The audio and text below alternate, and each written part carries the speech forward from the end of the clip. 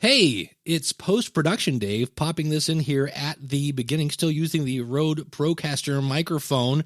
And I just realized nowhere in this episode did I say thank you to the Rode company. I reached out and said, hey, can I have one of these to play with? And not only did they send me the Rodecaster Pro, they sent me two Rode Procaster microphones and two stands in a backpack. It was completely awesome and made a phenomenal first impression. So if you've ever listened to the Podcast Rodeo show, that show is all about making a good first impression.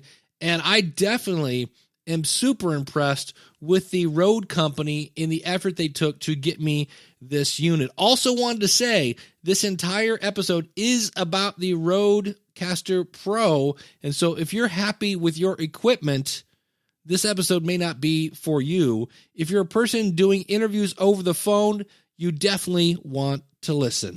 This podcast is part of the Power of Podcasting Network. Find it at powerofpodcasting.com. Today on episode number 653, we have multiple opinions on the brand new Rode, from Rode, the Rodecaster Pro. It's a jingle pilot. It's a headphone amplifier. It's a recorder. It takes phone calls, and we're going to put it through its paces and tell you what works and what things we'd like to see changed in the future. Hit it, ladies! The School of Podcasting with Dave Jackson. Podcasting since 2005. I am your award-winning Hall of Fame podcaster, Dave Jackson, thanking you so much for tuning in. If you're new to the show, this is where I help you massage your message. I help you tackle the technology. I help you face your fears and get you going, not just podcasting, get you going in the right direction, the headache-free direction, the, hey, I didn't have to mortgage the house to start a podcasting direction. My website is schoolofpodcasting.com. Use the coupon code LISTENER, that's LISTENER, when you sign up for either a monthly or yearly subscription. And you're like, Dave, I'm not a big fan of subscriptions. I get that. That's why we now have the School of Podcasting Quick Start, where you join the School of Podcasting for 3 months and you get one-on-one consulting to really get you going quickly in the right direction. You can find all of that out at schoolofpodcasting.com/start. And I am recording this right now live, and I'm sliding down the audio here, and I can slide it back up. Ooh, and I can slide it back down, and I can do fun things like, let me bring this down now, and I'll actually stop that, and I can say, hey, I just flew in from Poughkeepsie, and boy, are my arms tired. All right, I'm using the Rodecaster Pro, and the fun part of this is you have to have everything set up live. So the whole thing of like, man, I just hit play and record, and I hit a bunch of buttons, and it's all done. Not always the case. And I'm going to use the analogy of a guitar. Many moons ago, when I was growing up, I was a big fan of this guy named Randy Rhoads. He played guitar for a little guy known as Ozzy Osbourne, and I just loved his style. And he played this guitar, and it was made by a company named Jackson. So how cool is it when your hero is playing a guitar with your name on it? And I thought, someday I'm going to get a Randy Rhoads Jackson guitar. And many, many moons later, I got one. Those things were normally like $1,500, and I got one for $600. And I thought, oh, this is it. This is all I've ever wanted. And at the time, and this is actually one of the signs of the apocalypse, I joined a country band. If you look in like Revelation 16, it's like, the thunder will clap, man on a horse, 4 horsemen, Jesus comes on a white pony, and Dave Jackson joins a country band. That is like one of the signs of the apocalypse. And this guitar was great for like playing Metallica and Ozzy and Judas Priest. Not so good for playing Keith Urban and, Travis Tritt, things like that. Kind of a one-trick pony. So sometimes you have to use the right tool for the job. And so today we're going to kind of talk about that today with this Rodecaster Pro, because when we saw it, we're like, man, this seems too good to be true. And one of the things that is really, really cool about it, now this is where I'm different. I'm very lucky in the fact that almost everybody I interview is either coming from some sort of audio background or they already have a podcast. And so they already have, in many cases, a decent microphone. Even if it's something like a Samson Q2U, they're not using the built-in microphone on their laptop. They're not using some sort of stick microphone. They're not using a Blue Yeti from the other room, and they sound pretty decent. Now, I realize for many of you, you might be dealing with people like, huh? And so what happens is you end up being like, look, can I just call you? And we try using Skype and we try using Zoom and things like that. And even that, sometimes they're like, a what? A who? And so you're like, if there was only a way to take phone calls. If that is you, this thing is so sweet. You simply, first of all, you hit a button, you go over and you click on a thing that says, hey, Bluetooth. And it says, hey, do you want to pair this with your phone? And you go, yeah. And you hit a button. And I went over to my phone and said Bluetooth. And it said, hey, I see the Rodecaster Pro. You want to pair with this? And I'm like, yeah, boom. And I was done. And then you can take phone calls. So I actually brought in an old friend of mine to test this out. And what you'll hear. Let me play this. All right, we're going to see if this works. All right, here we go. Hey there. Hey, you're actually helping me test a piece of equipment. And I'm like, okay. And so you'll actually be on the School of Podcasting. So that's exciting. I was just going to say, are you recording me? Yeah. Wonderful. So how does this sound on your end? It sounds fine. It sounds fine. Okay. So now what I'm going to do, right now you're connected via Bluetooth to this mixer. And so, okay. I know this is just thrilling to you. So that's but Bluetooth. No, it's fine. I'm going to plug you into a cable. And the problem is I tried this before, and who's ever on the phone gets really, really quiet. And I think it's the cable, not the thingy. That's the technical term for it. So, all right, you ready? You're going to be transferred to the cable. All okay. Right. And now you're on the cable. How do I sound now? Better. Okay. And let me see. See, you definitely got quieter. So tell me what you had for breakfast, if you had breakfast. Nutballs. See, now that's fine. I had to turn you way up. Who do you think is going to win the Super Bowl? I don't know. I don't even know who's playing. Okay. This is okay. So I'm going to wiggle the cord a little bit. Probably here. the Patriots. If they're playing, yeah, they the just. Patriots. So I'm going to wiggle this cord a little bit and see if I can get you louder. Okay, how's that? Now you sound like a robot. Okay, so it's okay. So now I probably sound fine, right? Yes. Okay. So yeah, it just, for whatever reason, and let me make sure my phone is all the way up. Yes, it is. Any parting words you would like to say to the lovely audience of the School of Podcasting? Love and affection forever as usual. There we go. So that does work. That's the good news. It's weird that I have no, like, if for some reason you were quiet, I would have no way to turn you up. So there you go. But I appreciate your, you taking the time to help me test this fun-filled little gizmo. Not a problem. Anytime I can be of service. All right. For those of you that are early fans of the podcast review show, that's a show I do with Eric K. Johnson from Podcast Talent Coach. That is the hammer. For those of you that listen to Building a Better Dave, that's the nurse. For those of you that have known me a while, that's ex-wife number 2. Who is still a friend of mine. We're both glad that we're not married to each other. And she was willing to actually pick up the phone when all my other friends were busy.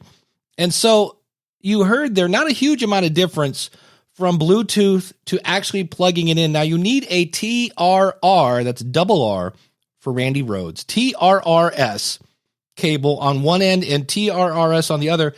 And it is audibly quieter when you plug the phone in. And the reason Dave, why did you call your ex-wife again? I wanted somebody to call my direct cell phone number, because every other test I did, I was using Google Voice. I was using Magic Jack. I was doing all, and I'm like, no, let's just go phone to phone.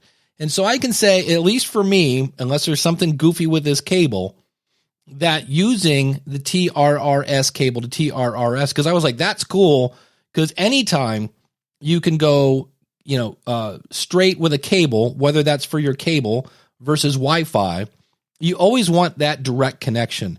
So it is super easy to do phone interviews if that is something that you're doing. And in case you're not following this, I was talking into this microphone and she was hearing me. So that's the cool thing. You still have the cool voice of you, but they're using their phone. Now, you could do this also via Skype, right? I could do this where I could call somebody. You can get a Skype out number, but now you have to worry about the whole Skype hiccups, where this is, I don't ever have any kind of hiccups when I'm on the phone. So that's the cool thing about this. Now, we have multiple opinions, and this is a quick one, so I'm going to put this in here. I've met this guy a couple times over at MapCon. He's a big educator guy, and this guy is working on a Because of My Podcast story that, if this actually happens, will blow your mind. I can't talk about it now. I hate to tease you, but this is Jeff from Teachercast.net. Hey there, Dave Jackson. This is Jeff Bradbury from the Teachercast Educational Network. I got to tell you, I picked up my Rodecaster. It came in the mail the day after Christmas. I absolutely love this little device. It has allowed me to expand what I'm doing on my podcast. The other day, I had an episode where the guest was in a hotel, didn't have great Wi-Fi. We used the Rodecaster Pro. The guest called in on their phone. It was amazing. The sound was absolutely crystal clear. Everything transferred in right. I am having such a great time with the Rodecaster. The microphones sound good. It is very, very durable. I love having a good time with the little sound effects. Now, I gotta say, there are some things that needs to be improved upon it. Would be nice if it had aux sends. Would be nice if it had some mix minus on the USB channel. And, the sounds that come with it are nice, but as I'm sure you guys are talking about, there's no way to get those sounds out. So I've actually had to record myself playing all those buttons, and then I've actually made soundtracks out of those buttons. And the other thing that got me is it's not a cheap machine, but it doesn't come with the memory stick. At least I didn't see that it came with a memory stick. So there's a few things that I'm hoping that they can fix up. The nice thing about it being a portable and digital unit is they do have a nice little application you can download. So we are expecting some software updates to it. But other than that, I absolutely love it. It is an amazing device. If you're looking to pick one up for your studio, it is fantastic. Now, if you're looking to do broadcasting with it, if you're looking to go online with it, I will tell you guys a couple things. Number one, Skype works great. Zoom works great. But if you're doing something that has some kind of a feedback tool, like a Wirecast, you got to figure out how to do mix minus using both your native hard drive and your Zoom Rodecaster. We've got some great things over on educationalpodcasting.today about how to do that. But overall, I got to tell you, it is an absolute pleasure using the Rodecaster. Recording into it right now, it is fantastic. Dave, thanks for all the great work you're doing. Thanks for letting me come on and do this little review. I'm loving my Rodecaster. You'll love your Rodecaster too. And check out all the great stuff that we have going on over at Teachercast.net today. So long, Dave. Thank you, Jeff. And I just realized I need to clarify something. When the nurse said nutballs, that means Christmas cookies. For the record, I just realized that. I was like, holy cow, I need to clarify that before everybody's like, hey, there was no explicit tag on this thing. Thank you, Jeff. I will actually be talking about, and notice it's like, this is great, but, and so that seems to be a running theme. Now, I realize this is one of the first products to come out specifically geared towards podcasters. There have been other things, but this is one that, shall we say, is not entirely cheap. This goes for $600. So that was one opinion from Jeff. Here are two opinions here. This is going to be me and my buddy Jim from jimharold.com. And then when we're done talking with Jim, I'm going to do a little microphone shootout because right now I'm using the Rode Procaster, which is very cool. And I'm going to talk about when this is a good fit and when it's not. So here's my conversation with Jim. All right, well, we are here. I'm on a Heil PR40. That's exciting. In the spooky studio, here with Jim Harold, and here's the story behind why I'm here, is I've been dying to get my hands on a Rodecaster Pro, and for whatever reason, mine didn't get here as quickly as everybody else's, and I saw on Facebook where Jim got his, and I went, hey, he's just right up the street in a little offshoot of Cleveland. And I went, hey, Jim, can can I come over to your house for a play date? Absolutely. Why not? So I'm in the spooky studio because Jim does all sorts of spooky stuff and writes spooky books and has spooky memberships and all sorts of stuff at jimharold.com. Any other websites we want to plug while we can get that out of the way? Well, there's a new podcast. It's Soulmate Stories. That's at soulmatestoriespodcast.com. It's a Libsyn site. So there you go, Dave. And mainly, though, jimharold.com is pretty much the hub for all of the things that I've been doing. And I actually told my family tonight, I said, we have a guy coming over that's actually been podcasting longer than I have. Because I'm 2005, but you were 2004, weren't you? Or early 2000? April 2005. You got me by like 3 or 4 months. Yeah. So he's been around a while. And you had a Sound Devices Mix Pre 3, and you were inspired to buy the Rodecaster Pro because it was bright and shiny? Because that's what podcasters do, right? We buy gear. No, actually what had happened was, and I shared the litany with you, I've had an array of different setups over the years. I've never really been satisfied with anything. The Mix Pre 3 is a great unit. Let me make that very clear. But the thing I really missed was a noise gate.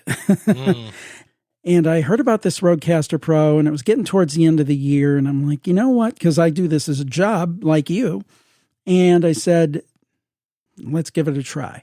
And lo and behold, it's sitting here, and we're going to talk about it. But it's an exciting piece of equipment, I think. I think it's really maybe an important piece in the evolution of podcasting equipment as we see it. Now, you do some live streaming, or how much live streaming do you do? Oh, maybe once every 2 or 3 weeks. Now, I've done spectaculars like on Halloween. We had a 4-hour streaming session and had guests come in from around the country and things. So I do some live streaming. I've only tried this once with live streaming. Seemed to work pretty well for me. And I like the fact that it's got the processing on board with the Aphex. So as you are going out, your voice is processed. So you got the noise gate, you got the compression, you've got the big bottom. And so I think that improves the audio of the streaming as you're going out live. I haven't tried it as much as I think as you have in that regard, but it seems pretty useful for me for streaming, at least the time that I've tried it. Yeah. Are you using the little jingle buttons for anything at this point, or? Honestly, what I typically do, I've always kind of recorded live to tape, except for spots, because I run advertising in my free shows, and for themes, I actually usually edit those in post. And honestly, that way, if you flub something, if it's not live, if it's not streaming, I just put that in at the end. But I could see where that would be fun to do and fun to play with. And also with the, the various sounds and so forth, some of the good ones like this one. There you go. Hey, there you go. Who doesn't need the sad trombone? Exactly. So I guess my point is that I could see where that's very useful if you want to go from start to finish. I don't work quite like that, but it's still speeding up my production quite a bit. Yeah. Do you ever have the need to interview somebody via a phone? Oh, constantly. Most of my shows are interview shows. I have Campfire, which are regular people calling in with their ghost stories, Paranormal Podcast, where I do interviews, in a number of Libsyn premium podcasts that are interviews. So yeah, that's a must-have for me. In the past, I've used a Mix Minus via my computer. Currently, I'm using Zoom for that and Google Hangouts for phone calls. And I've tried it on this unit. They have the TRRS piece here, the fader, and that seems to work quite well. I actually have it hooked up to a tablet. I don't like the idea of having it hooked up to my phone, because then every time somebody texts you or there's a notification, it might cause issues. So I had an old tablet sitting around, so I'm just using that. And it seems to be working pretty well. I was surprised at how easy it was to connect it via Bluetooth. Yes. So that was cool. And then I actually I had on Amazon, I ordered. Because that's what podcasters do, right? That's right. We buy gear. And I went to Amazon immediately and bought a TRRS cable so I could plug it in directly. And I tested that last night, worked like a charm. And that's the only thing. And the one thing I do like about it is there are mute buttons on the channel. Yes. So you could have the phone muted. And then, to me, I see this for the person who's been wanting to do a live call-in show. Yes. This could be like, this is the ticket. Well, I'll tell you what it does for me is, because other than the themes and things I run, I've always done my interviews live to tape. I don't even edit out ums and ahs, and that'll be very apparent to anybody who listens to me. But anyhow, The point being that I wanted to get closer to that live to tape, but with a unit that didn't have the noise gate and some compression built in, I ended up, splitting it into tracks and doing a lot of work after the fact. This morning I had a show. I had to record one of my plus shows, 35-minute interview with an open and a close. Very simple. Now, normally I would have had to take that from the Mix Pre 3. It's like a 5-track file or something. You have to split it, and then I'd have to go through and run dynamics against it in Audition, because I use Audition, and tweak out any sounds on either side and kind of balance it. And then I'm a big fan of Auphonic. I run all my shows through Auphonic. With this, I was basically able to, since it has the noise gate built in, it has some compression built in, I was able to basically take the interview, put it into my timeline on Audition, clip off the beginning and the end where I did the countdown and said goodbye to the guest, pop on my opening theme, ending theme, run it through Auphonic, 8 minutes. That's pretty cool. So to me, I mean, since this is my business, it's saving me a tremendous amount of time. And no, I'm not paid by Rode, because there are a couple of little critiques I have, and I think we talked about some things. But overall, I'm really loving this unit. It's interesting because I also have a Mix Pre 6, and I like the fact at times that you get separate channels, because everybody always says, well, that way if somebody's dog barks, right. you can do that. And it dawned on me, I don't think I've ever had somebody's dog bark. I do have occasion. It's usually my dog barking. You met them a little earlier. They're the ones that bark, but I have had situations where people talk over each other, but usually eventually somebody will shut up, and then the actual point that's trying to be made will then be made sans talking over-ish, whatever I'm trying to say here. And I just cut out the part where we're talking over each other, and then you can kind of fix that. I get that, but I guess to me, so far, I'm not missing not having separate tracks. What about you? Not at all. And in fact, I will say this, I think this is great. And again, let's face it, it's what, $600. That's not cheap. And especially if you're new and starting out, that's a significant amount. It's not cheap for me. But I think it appeals on both ends of the spectrum. One is to the experienced podcaster who has done shows and kind of knows what's going on and has the capability to hit a mute button if they hear a sound in the background, or ride the fader. Like a lot of times when I'm doing an intro for somebody, instead of using the mute button, I'm kind of a more old radio school guy. So I'll keep the fader down while I'm doing the intro. Hey, I'm talking to Dave Jackson. And right before he's supposed to talk, I bring it up. That way there's no sounds coming from you during my intro. Things like that. If you're an experienced podcaster, you've been doing this long enough, you probably can adapt to more of this live model. And I think it's what Adam Curry promotes, actually. And I think for beginners, it's nice because I never, and again, I've been doing this for almost 14 years. I had the DBX and various mixers and things. I never felt like I had a gain stage right. I mean, my audio has been good for the last 12 out of 14 years, but it's not as good as it could have been. I always felt it was a little bit lacking. With this, it is almost plug and play.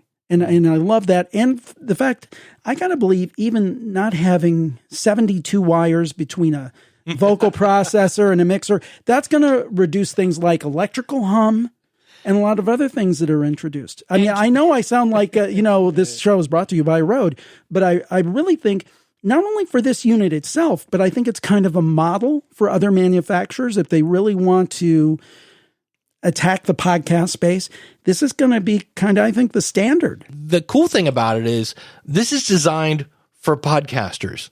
That's when you think about it. That right there, we kind of overlook the fact that, hey, look, somebody spent a lot of time in research, development, whatever, and came up with a product that said, oh, is this for radio people? Or no, this is for podcasters. Yeah, exactly, because we talked about units like the L12. That's for musicians. I mean, if you look at the videos for that from Zoom, now you have to be careful because there's Zoom the recorder people and Zoom the meeting people. Yeah. But Zoom the recorder people, nice unit, a unit that I had, but the demo videos are with musicians. And then the Mix Pre 3, a lot more of the same. Great unit, great preamps, terrific, but again, not necessarily speaking directly to that podcaster audience, but this certainly is, even by its name. Well, let's play with the tone a bit, because we've talked about, there's Aphex processing is renowned, and I had a Aphex 320. It was like $1,000 unit that I got used for 500, and the tube blew up in it, so I haven't been using it for a while.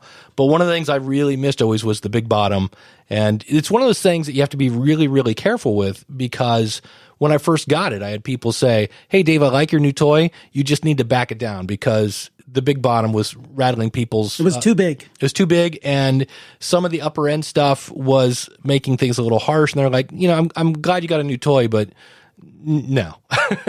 So can you, while we're talking here, can you go in and, because I'm assuming right now it's on, right? Now you are currently speaking with the big bottom. The big bottom is on. So so this is on. If I say 3, 2, 1, can you turn it off?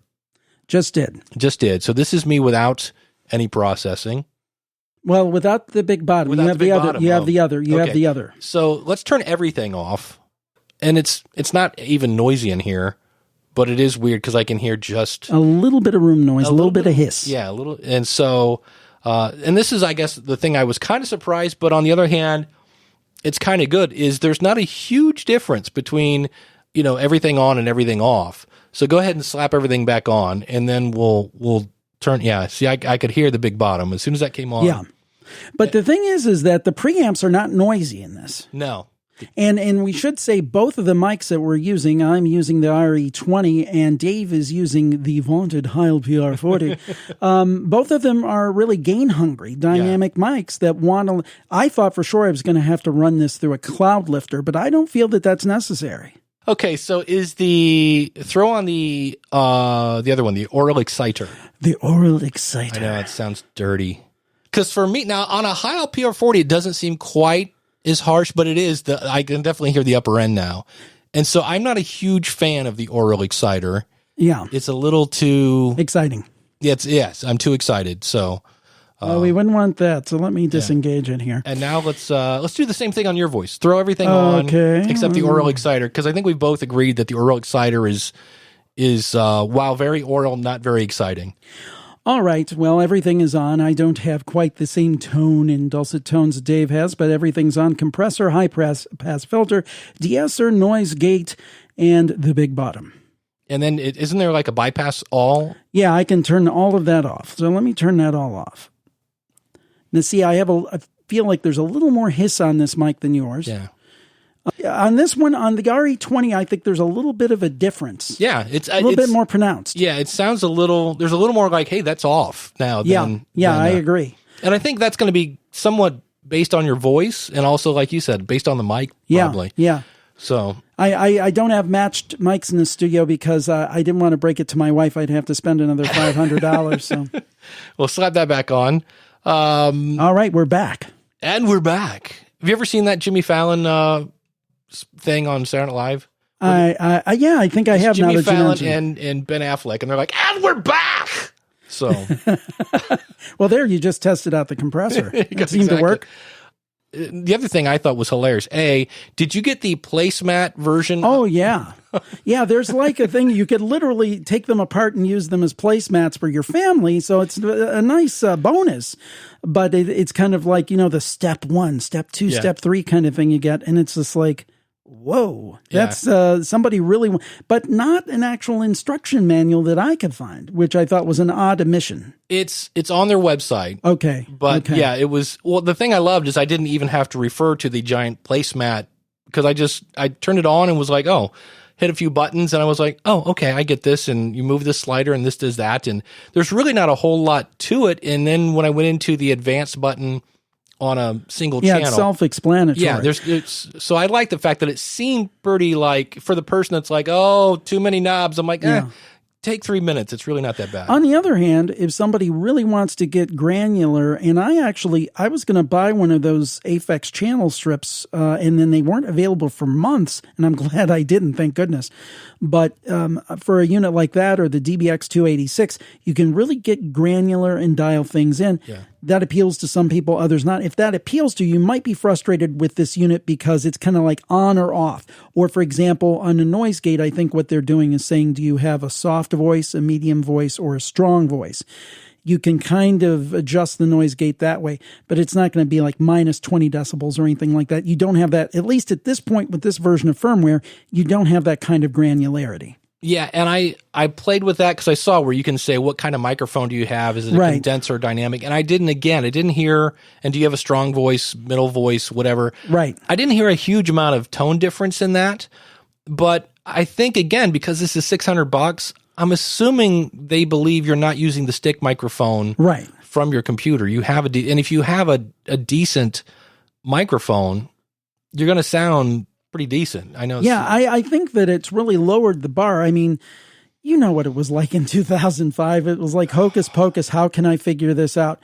And now you can go and buy a unit off the shelf, plug in a mic, and sound pretty darn good. Yeah. So that's what we like about it. I can tell you, I played with a little jingle thing. Yeah. And it's a piece of cake. It's a really super lightweight program, and you can have that program open because it gives you, I think it's 8 different jingle buttons. Yeah. And you're like, oh, if I need more than that, you can drag them in while you're doing things live. There were a couple of good reviews. There was a gentleman from Australia. I can't remember. He was one of the first ones that came out. He made the observation on that jingle program. It'd be really nice if that had presets. Yeah. So you could say, for example, I literally have probably 8 or 9 podcasts right now that I produce. If I could have a different soundboard basically for each one of those, and I could just drag and drop in a menu and say, okay, podcast 1, podcast 2, podcast 3. That way, when I hit the red button, it's not going to play the theme for podcast 1 on podcast 3. That would be a nice addition. But I do think it's very nice they have those laid out. And it can be even, fun for applause and those kind of, and it comes preloaded with some of those different effects. And this is where I'm somewhat spoiled. I've been using a thing, it was called iJingle. Right. And what I loved about that is you could set it so that when you press it once to start it and press it again, it automatically fades out. That is not the case with this. You can either have it where when you press it the second time, it'll just start from the stop. So if you kind of want to do the wicka thing, you could do that, or you could have it stop. So if you want to, if you're playing an interview and you want to do the Dave Jackson thing and pause it in the middle and then pick it back up, it'll do that. And I did find out if you're started something, you're like, wait, stop. You can press the button and hold it down and it'll just stop whatever you're doing. So it's not as cool as a jingle palette, like the software at this point, but it's brand new and it will definitely do probably what you need it to do. And you've got a slider there. So if you want to fade out the sound, right, exactly, you just drag the slider down. So. And the point about this is you could almost take this somewhere. And, I'd probably always have a computer with me, but you don't need a computer. This is self-contained. You can record right on the unit. You don't need to hook this to a computer. You can and record in your computer, but it's still not multi-track, by the way, if you do that. But that's the cool thing. You can take this, a couple of mics, a set of headphones, 2 sets of headphones, and Bob's your uncle. Yeah. And the key to that is if it sounds good in your headphones, it's good. Whatever you're hearing in your headphones is what's going to tape, for lack of a better phrase, is going live to to tape using dating ourselves. Yes. So that was one thing. Like I say, I like the jingle palette. It definitely works. Are there room for improvement? Yeah, but okay. It's still, it gets you by. What are the things would you like to see improved? Well, my number one complaint seems minor, but it just seems like such a no-brainer that I've got to believe they're going to address this and fix this in firmware updates. And that's one of the cool things about this. I think that this is the kind of 1.0.1 version. I'm thinking that they can make quite a few improvements. One of them is very simple. There's a little micro SD card. I think I have a 32 gigabyte card in there. It holds over 40 hours of sound. That's great. But the thing is that you have to physically take that out and put it into your computer to transfer files. Now, the odd thing is that this has a USB connection. It's connected to my iMac right now, but I can't just put it in data mode and drag and drop like you can with Zoom recorders, or you can with, for example, the MixPre series. Yeah. You just hit file transfer and it recognizes a drive. You pull it over. And the thing that I worry about with this unit is the wear and tear on the actual little SD slot and the SD card. And I don't know if you ever had this. You've been involved with electronics for years.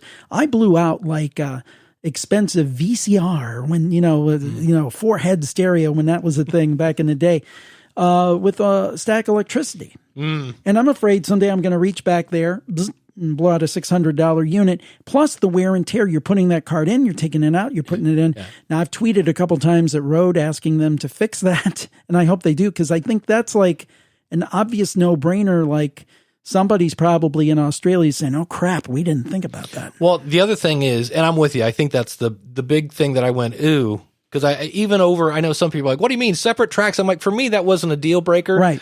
But the fact that, it's on the very back of the unit, so you've got to stand up and look over it. And then, yes, they have a little finger indent there, so you can kind of feel it. But the other thing is, for me, I don't have a micro SD slot in my computer, so then you've got to make sure not to lose the adapter. So anytime I keep those two like almost joined at the hip, so I don't, because if I don't have the adapter, it's pointless. Well, I had one of these like multi-card readers laying around, so I plugged it in for that very reason, because I got to go, and obviously this is audio, can't see me, but I got to kind of reach and, I get that card out. And it's just kind of a pain where it could easily be solved in software. I think, I'm guessing that's something they might be able to address in firmware. I hope so, yeah, because it's just a case where every other kind of unit we've played with has had that feature. When you're like, wait, what? You have to pull the card out? It's like, yes, you do. And then if you've never heard of a micro SD card, look at the size of your fingernail. Your pinky fingernail. It's tiny. And so, my hands aren't ginormous, but if you have big manly hands, oh yeah, you're probably not going to like that. Yeah. Actually, that was one of the things. Like, I wish they would have had just a standard size SD card. Even though it's the size of a quarter, it feels a little more substantial. But yeah, I gotta believe they'll fix that. I gotta believe it. I hope so. And the only other thing that I would like to see a little more of is just, we've kind of said how it's kind of cool how it adds processing and make things sound better. I guess I miss the ability to make myself sound bad. Like, there's no bass, a little more granularity, and a little more EQ possibility. You're saying, I think that's what I would like to see. But on the other hand, because it's kind of weird, because right now this sounds good, and I swear it sounds better when you're not, like right now we're trying to figure out what we're going to say, but when you just are in listen mode and listen back, I swear it sounds better. I don't know. Yeah, I felt the same way. I did some interviews and things, and I listened back. And I'm like, well, that sounds better than I remember it sounding. Yeah. Now, it might have something to do with the headphone amp, because I did notice it has a governor on the headphone, probably for lawsuit reasons or something. Yeah. And I turned that off, and then it had a headphone boost. I turned that off. I don't know if it's something about the headphone app that maybe might quite, because the other thing, guys, and this is great, it has the ability to plug in 4 different headphones, which you would need a separate headphone app, amp. And it's built right in. You have 4 different controls. It's just like a radio station would have. It's fantastic, but I'm wondering if that's coloring the sound a little bit that we're hearing rather than the recording. Maybe there's a difference between the two. But I think that brings up a point. The thing is when we're talking about this, you think of one point and it brings up many others. People say this is expensive, and it is, but buy a mixer, buy a headphone amp, buy an AFX processor, buy a recorder like a Zoom recorder, an H4 or something like that. You add that all together, you've got a couple $1,000. This is iJingle. You buy that. Yeah. So you buy the 4 or 5 things this has, all of a sudden this looks like a bargain. Yeah. Yeah. It's, and it's, for me, I was like, I can't wait to hear it. That was the whole time. I'm like, cause it just seemed like too good to be true. And that's, I'm like, I got to hear it. And that's where I'm with you. I don't know why, but the first time, cause you can actually, like, when we get done, when we hit, that's one other thing I would love to see. I would love to see a pause button. You hit a big giant red record button, so you never miss it. But there are times when you're like, oh, hold on. It would be nice if I hit pause and then unpause it. But that's not a huge deal. It just means when I'm done, I've got to take 2 files and stitch them together. If for some reason I had to pause. One more thing, and maybe this is the way I'm running it. Maybe I'm not running it properly, but I notice, particularly when I do a phone interview, and if you throw the file up on something like Adobe Audition or in your case, Hindenburg, the levels aren't quite balanced. I think our recording will be because we're both in studio and we're at similar levels. But it seems like phone recordings, for me, I can see a difference between me and the caller. Now, personally, I pass all of my podcasts through Auphonic. Different people feel differently about that. Personally, I think I'm not an audio engineer, and it's the closest thing to having an audio engineer. So all of my stuff goes through Auphonic, and that easily takes care of that difference. But I do notice a difference because I think they're kind of saying you can hit record, you can hit end, and then you have a podcast. And I say you have about 95% of a podcast. You still have to maybe do a little tweaking here and there, but not much. Yeah, it sounds like I'm nitpicking now, but the other thing I'm surprised, they have these little white lines to kind of give you as a guide to like, this is where your recording blinking light should go to.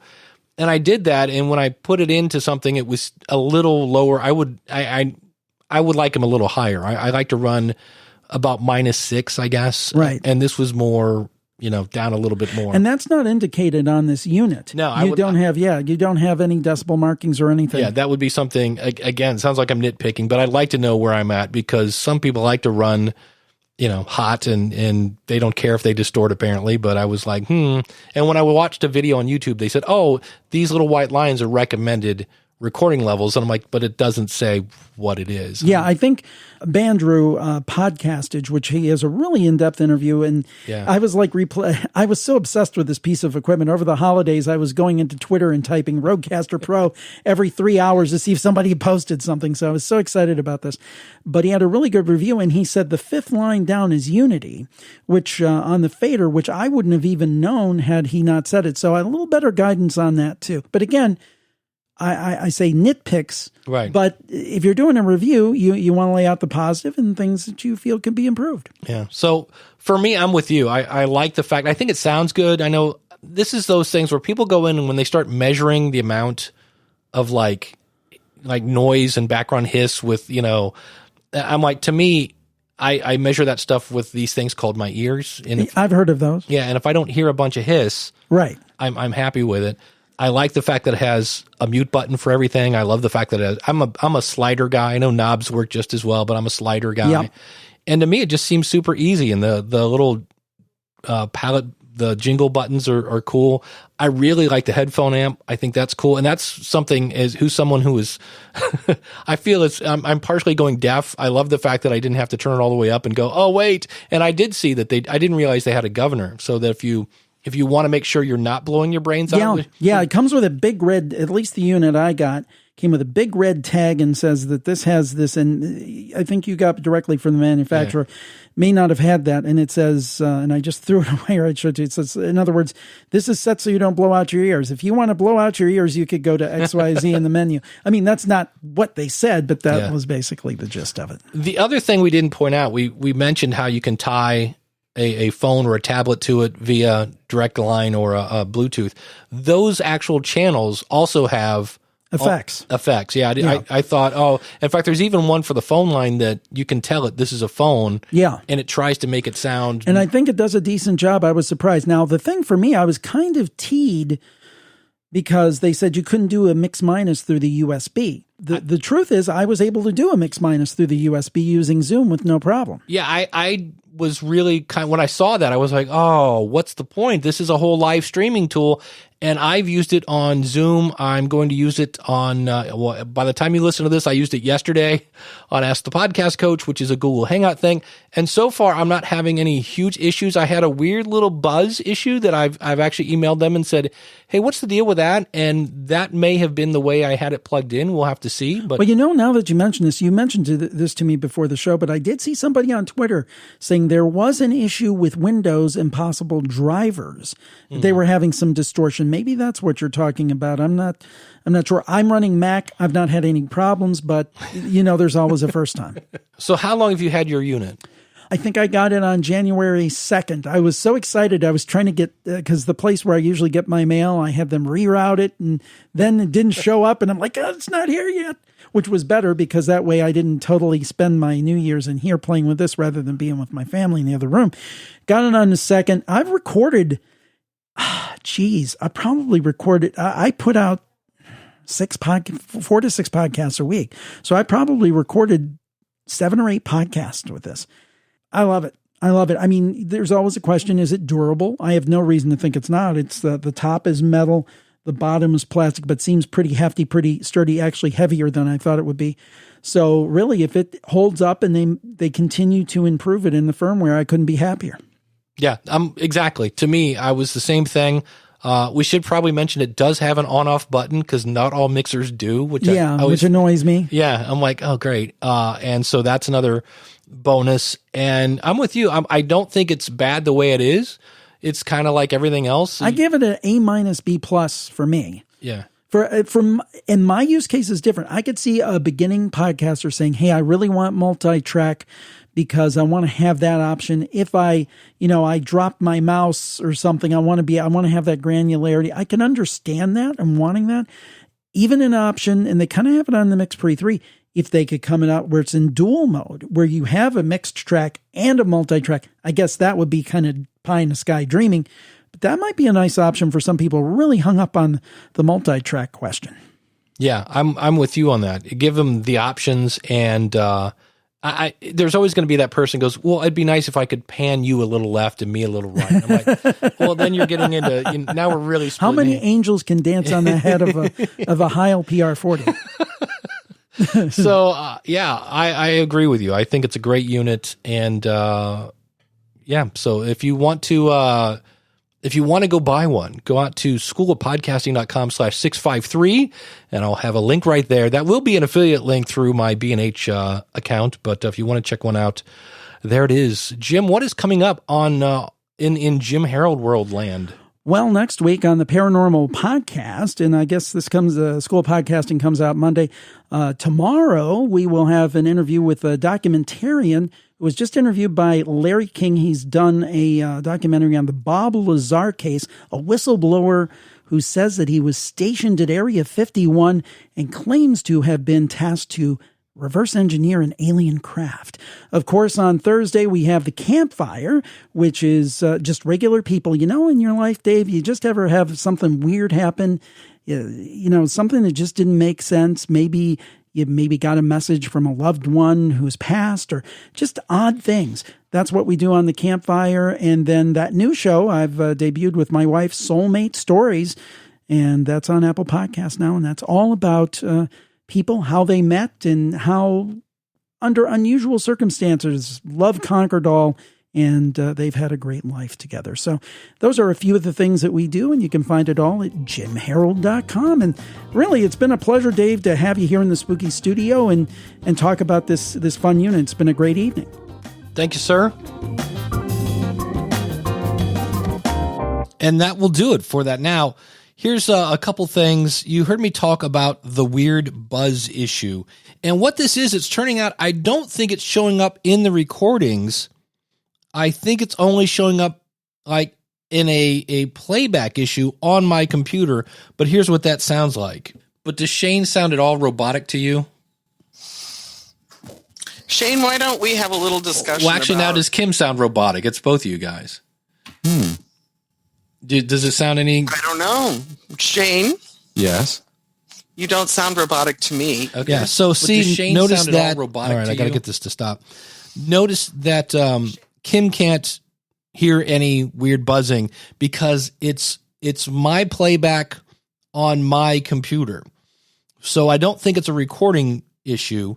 And so far, from what I get, I'll have to listen to the recordings on YouTube of Ask the Podcast Coach. I don't think what you just heard, that weird buzzing, I don't think that's going on the recording. I think it's only playback on my machine. So that's that. Now, in terms of some things, now you heard Jim and I already mentioned a couple of things, like we wish it did this, we wish it did that. What we're calling the jingle palette on the right-hand side, that is meant for things such as,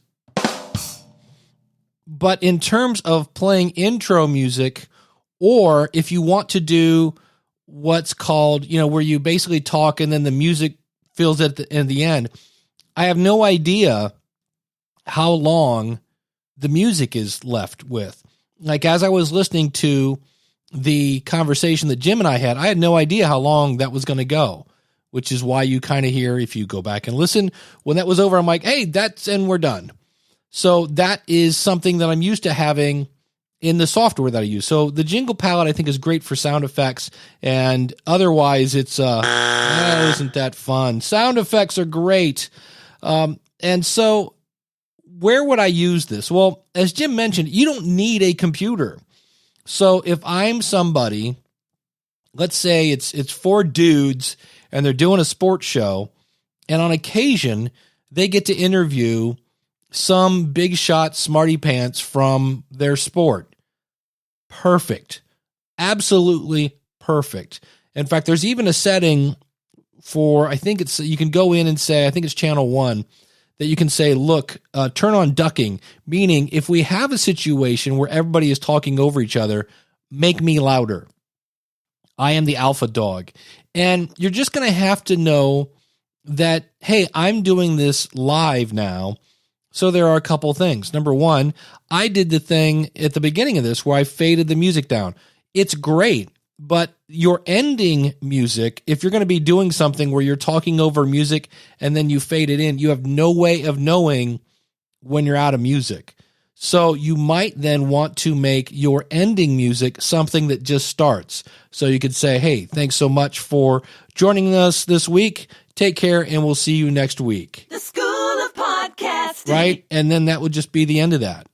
So, and then off the music with your call to action and things of that nature, as opposed to trying to talk up some music and things like that.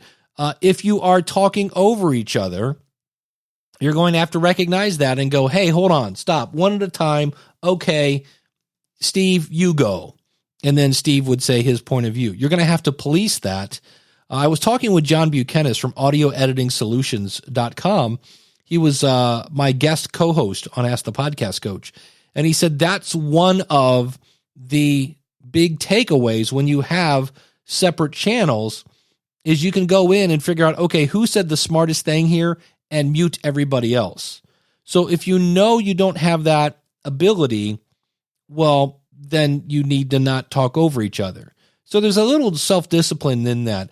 Myself, like Jim, I've used this on Google Hangouts. I've used it on Zoom, and I didn't really have an issue, even though they say that you, like the USB port is not, for lack of a better phrase, they call it mix minus, but it means that your guest is not going to hear themselves fed back to them, which is this weird thing, and it sounds like an echo. And I have not had that problem. So I was curious. I thought, well, maybe I'm using this in a way it's not designed. So for now, the 2 of those that I've done, I haven't had an issue. And I think the problem that I did have with the weird buzz was a playback issue, not a recording issue. So if we were to look at this now, and I realize we spent the whole episode talking about this, it goes for $600. That is not cheap. And if we were to add this together, so if I went out and found a cheap mixer that allowed me to plug in 4 microphones, the Behringer Q 1202 USB is $120. If I got the Mackie headphone amplifier, that's $40. If I got Jingle Palettes or iJingle or Backpack Studio, that's $10. I don't have an option for Android people, but I'm sure there's something out there. A cheap portable recorder like the Zoom H1N is $120, and that Aphex processing is $345. And I'll have links to all this again out at schoolofpodcasting.com/653. That's $635. So this, as Jim pointed out, is $600, and all that cabling and stuff you don't have to deal with. Now, as I pointed out, if you actually buy the Aphex processor separate, then you have a whole lot more control over your tone. And so I really think, and that's the one thing that I kind of miss, is because like right now I'm using the Rode Procaster, and it's a fairly bass heavy microphone. In fact, I have the oral exciter, which normally on a normal microphone to me sounds a little harsh. So we're going to do a little microphone shootout as we get ready to head out the door here. And I'm going to turn on my Electrovoice RE320, and this is both of the microphones. And now I'm going to turn off the Rode, and this is now me. Let me make sure the volume's about the same. Talking into my Electrovoice RE320. And you can hear, and this is the exact same setting. As I look at this, they are both identical. This is set in the Rode Procaster option. Now, if I were to say, hey, let's not use that and just use their generic dynamic setting, that this is what it sounds like now without the whatever that setting was. And I guess that's the one thing I wish we had is on one hand, they've done a great job of making it super easy for the non-technical person.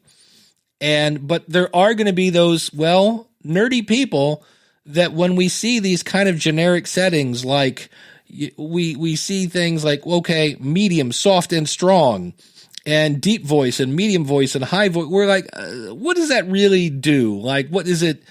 And there's just nothing there. I found the spec sheet. I found the quick start guide. Those will also be linked to out there. I do love the different headphone amplifiers. For me, I have my computer speakers plugged into headphone jack number 3. I have my headphones plugged into headphone jack number 1. And that jack, by the way, is on the front. There's actually 2 jacks for that. There's one on the front and one in the back. So it's really easy to plug my headphones in to that. So what this wouldn't work for is I do the podcast rodeo show. Now, I try to do that show earlier, and this is where I went, I can have 8 sound effects on this little jingle palette, but I have to drag over the intro. I have an outro again, and that outro is music that fades in. So I'm going to have to make a different one or just have to know that song inside and out and work on talking over that. Then I have a sound effect that says this is only an opinion. So that's 3. Then I've got a buzzer. I've got a horse whinny, and I've got a meh, which is basically this. So that's kind of in between. That's not a buzzer. It's not a horse whinny. So that is 5? So I have 5 different sound effects that I have to drag over. And this is where I agree with Jim. If there was a way that I could say, load the podcast rodeo show, and then I have to download now what was cool, I was able to look up the show on my phone and put it right into that. But for me, it's easier for me to record that by using something like my Scarlett 2i2, or I have my, Sound Devices Mix Pre 6, where I can say, just listen to the microphone, where this is not designed to do that. It's designed to feed everything out of the mixer back into the computer. So that's not really what it's designed for. Again, it shines like no other kind of piece of equipment for people, especially if you're doing I'm going out on the road, for those people that are recording in bars. Here you go. You plug in your 4 microphones. You've got a phone. So if you want to play your sound music, that's always the other thing too. I'm talking here how the jingle palette doesn't act like a jingle palette. Well, I could just buy the app and put the phone into that, and that solves that issue. So, but if you're looking to be able to grab one channel out of this and put it into your computer, that's not what it's designed to do. So all in all, I'm pretty impressed with this. The weird buzzing issue I'm looking to see, and that's where there'll probably be a part 2 of this, because I just recently reached out to them and gave them the same sample I just gave you. And it's not fair to say they haven't gotten back to me yet, because they've literally had it like less than 24 hours since I've said, hey, I think I'm having an issue. So it's super easy to use, and I love the fact that, while we were listening to Jim and I's conversation, I just muted my microphone. I've been sitting here typing show notes. Now, that is another thing to think of.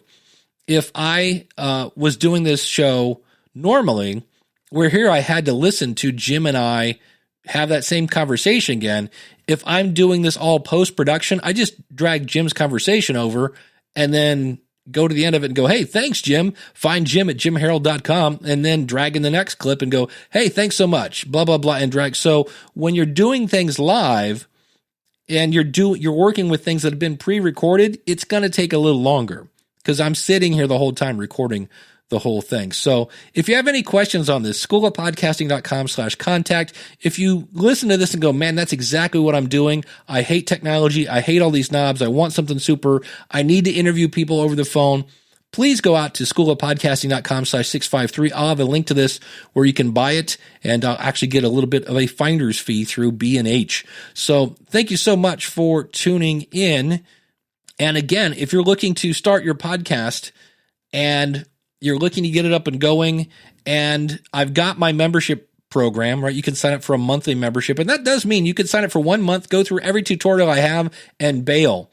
Or I've got a yearly program if you're looking to take advantage of the live coaching that we do, and I'm actually ramping up more live coaching. I think we're going to do that now once a week so that you don't have to wait to get your answers from me. And of course, there's always priority email support, things of that nature. And if you're like, look, I'm not much of a membership person, check out my quick start at schoolofpodcasting.com/quick start. Thanks so much for tuning in. In the future, we're going to be talking about how do I know my content is connecting with my audience. That'll be coming up very soon. Subscribe over at schoolofpodcasting.com. Subscribe, easy for me to say. And until next week, class is dismissed. Take care, and God bless.